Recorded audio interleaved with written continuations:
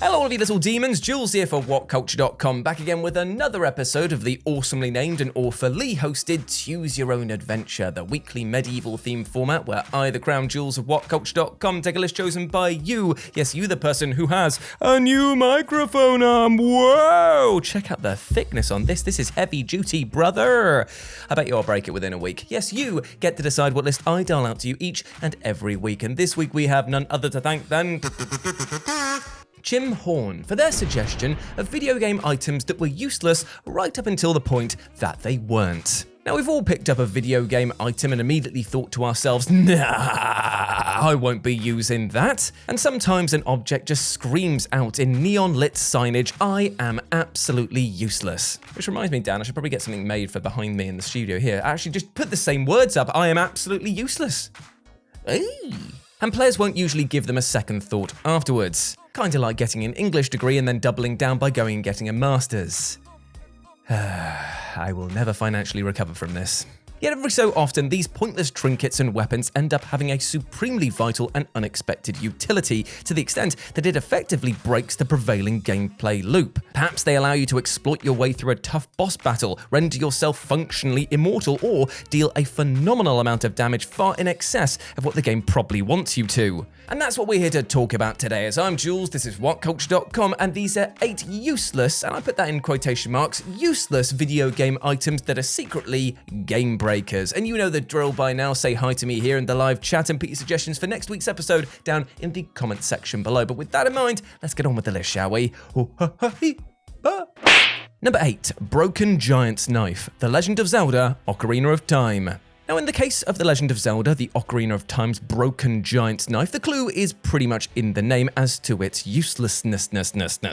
Players who purchase the Giant's Knife from Medigoron's shop will soon enough discover that the blade breaks after only 8 hits, or just once when you connect with a solid wall. Which, you know, is kind of annoying. It's kind of so annoying it's making me do my De Niro impression right now. Stanky, I hate it. While the Broken Giant Knife can still be used in a pinch, it only deals out a pitiful 25% of its original damage, which seemingly renders it as basically useless, right? Well, Dan, cue the dramatic zoom because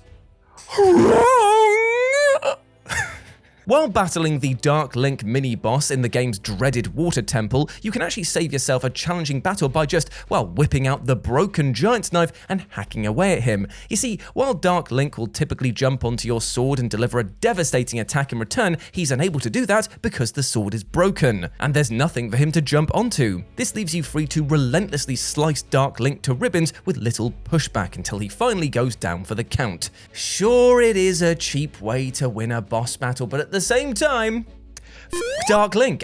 Scientifically, I'm correct, right? If you took this shortcut, you did nothing wrong. You're fine.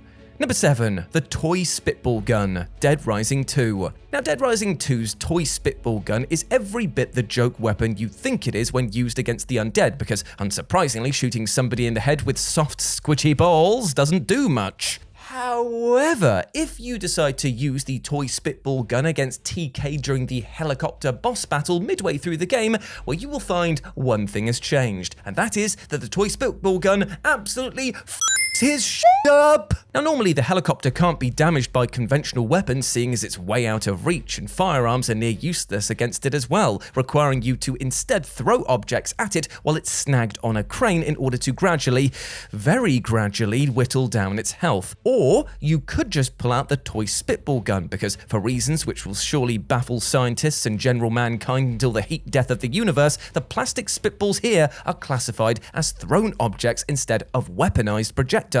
So Dan, let's crunch some numbers here. You've got a toy over here that doesn't shoot projectile weapons and instead it counts as thrown objects, and a boss that is specifically weak against thrown objects. Can you see what is happening? Oh, it's 2 massive thumbs up as you sent him 2 thumbs right down. But you know what? In a game as flagrantly daft as Dead Rising 2, this egregious abuse of rudimentary physics honestly kinda feels right at home. I mean, you'd miss it if it wasn't there, wouldn't you? Number 6, the Cursed Skull, The Binding of Isaac. Now, under any normal circumstances, the Cursed Skull is an item that you never, ever, ever want to pick up in The Binding of Isaac, because this skull right here, well, it will do your bloody head in. If you have this trinket on your person while taking damage and have less than one full red heart, you'll immediately be teleported into a random room, in turn undoing any progress that you've made in the previous room up to that point. Now this can prove especially infuriating during a boss fight, because if you're hit by the boss and teleported out of the room, when you return, it'll be back to full health, basically putting you back to square one. Thank you, thank you, thank you, I love it, thanks, thanks, thanks, thanks! But it can actually grant you functional immortality if you combine the cursed skull with another item, the scapula. You see, when Isaac is down to his last half heart of health, the scapula will grant him one soul heart, and so when combined with the cursed skull, it will make the player unkillable because the scapula gives a soul heart right before the cursed skull teleports you out of the room. Now, while this combo doesn't prevent the annoyance of teleportation, it does functionally give you immortality. You can never die. You can go through the Binding of Isaac without dying, which is a pretty big deal the last time that I checked. I mean, sure, your runs are going to be very, very, very, very, very long and quite boring, but still, you can't die, so that is a win-win and a definite game breaker. Number 5, the Broom of Doom, Assassin's Creed 2. Now, you'd be forgiven for thinking that having a broom in Assassin's Creed as a weapon is probably about as useful as the Pope having access to a condom, right? But because of the weird game-breaking physics and because it's made by Ubisoft and therefore stitched together with hopes and dreams, Assassin's Creed 2 can become an absolutely violent playground. You see, you're able to pick up brooms by bumping into any of the NPCs that you see holding them throughout the game world, and in your hands they hilariously become ultra-deadly offensive weapons. In a manner both nonsensical and totally awesome, the brooms are programmed to replicate the murdering potential of both a sword and a hammer during counter-maneuvers. The sword and the hammer, the swammer. For kids. And so, if you step up to a heavily armored guard with your broom in tow, as long as you successfully counter their initial strike, you'll be able to respond by murderizing them with it, because the game doesn't know the difference between a broom and, well, weapons which can actually cause serious bodily harm. Depending on the nature of your counter, you might even get to watch your foe die a most improbable bloody death by broom. And the best part is that once you defeat your foe, you've got the broom still, so you can just sweep their guts into a nice pile. Keeps the place tidy. Number 4, the Casey Bat, Earthbound. Now, on the face of it, Earthbound's Casey Bat absolutely stinks. It is pure stanky. It's a cocktail of bin juice where the glass rim has been rolled around in a cat's litter tray.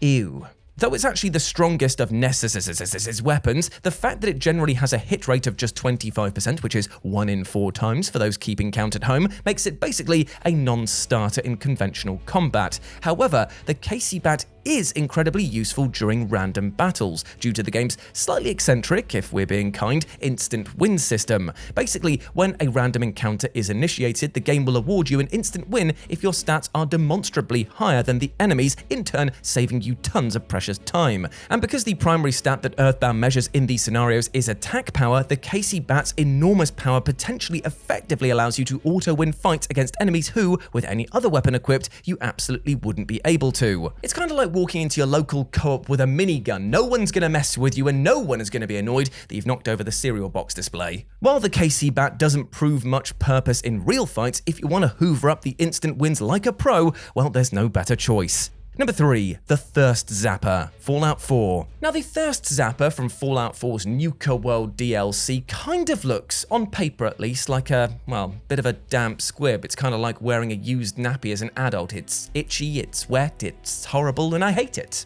I've implied that I wear them, I don't. But I can't prove that now because it's the internet in case I show my bare ass, which I'm not going to do. Well done, Jules, you've written yourself into a corner there. Anyway, back on task. With a little tinkering, this 200-year-old novelty trinket acquired by people who drink way too much of the fizzy stuff for their own good can be transformed into a glorified weapon of mass destruction. If you're able to get your hands on the Project Cobalt schematics, you can weaponize Nuka-Cola flavors, such as Nuka Quantum, to turn the Thirst Zapper into a portable nuke launcher capable of reducing most of the game's enemies to dust. Better still, the Thirst Zapper is enormous fun to use with the VATS targeting system, which allows you to deal lethal explosive damage with a basically laser-guided efficiency. Now, the Brannigan's Law's item description says, zap your thirst. And you know what? We've come full circle where that statement is technically true here, because you can't be thirsty when you're dead. Number 2, The Funny Slayer, Star Ocean: The Second Story.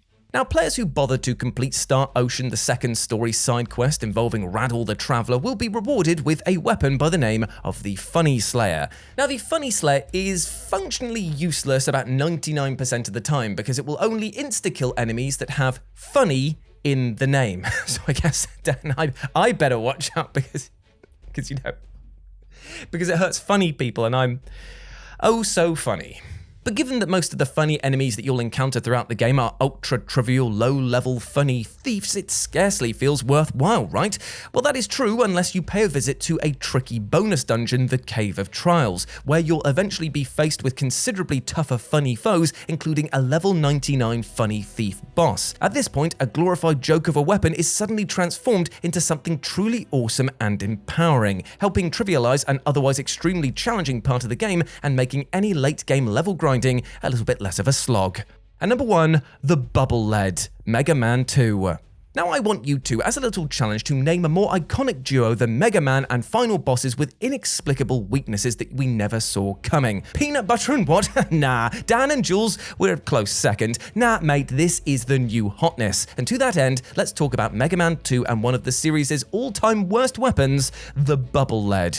A fundamentally naff addition to your arsenal, the Bubble Lead simply shoots a heavy bubble that quickly falls to the ground, which is quite apt when you think about it, and does so with all of the grace of a lead balloon. Even if you accept that it's meant to deal damage to ground enemies, it's just slow, it's just rubbish, it doesn't do that much damage, it's just not fun to use. But it suddenly becomes amazing when you get to the final boss of this game, the alien.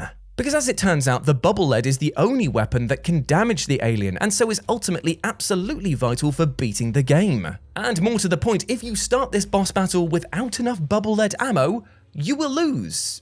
Which kind of sucks, actually. So you basically have to kill yourself, get a game over, and come back in again because it will give you full Bubble Lead ammunition. But still, thanks Capcom, cheers, twice! Still, long story short, the Bubble Lead sucks until it suddenly doesn't. Sick. And there we go, my friends. Those were 8 useless video game items that were utter game breakers. I hope you enjoyed that, and please let me know what you thought about it down in the comment section below, and pop your suggestions for next week's episode down there as well. As always, I've been Jules, and if you've enjoyed this, go follow me over on the social medias where I'm at RetroJ, but the O is a 0 on both Twitter and Instagram, and you can follow Dan over here. And you can also check out all of my weekly gaming content, where I'll be doing a regular Friday slot over on the Future Games Show, so you can go check out more content from yours truly over there. It would mean a lot if you would consider checking it out. Mwah! Big kiss on the top of the head. Little pat on the top of the head for that. Nice one, mate. Cheers. Thanks for subscribing. But before I go, I just want to say one thing. Even though we spoke today about useless video game items, you, my friend, you are anything but. Even though we may be a bit hard on ourselves from time to time and feel that we are completely useless in the grand scheme of things, I promise you this. You are not, my friend. You matter. You deserve love, happiness, and success like every other human being on this planet. I want you to achieve your life goals. So treat yourself with that kindness because you bloody well deserve it, all right? Be kind to yourself. That's all I want. I just want you to live a healthy and happy life. Big love to you, my friend. Smash those life goals. And remember, you're a massive ledge. As always, I've been Jules. You have been awesome. Never forget that. And I'll speak to you soon. Bye. Oh yeah, and by the way, those are Terminators from the Leviathan box set because people will ask. For the custom chapter, The Sentinels of Brobnar. Go check out Live and Let's Die.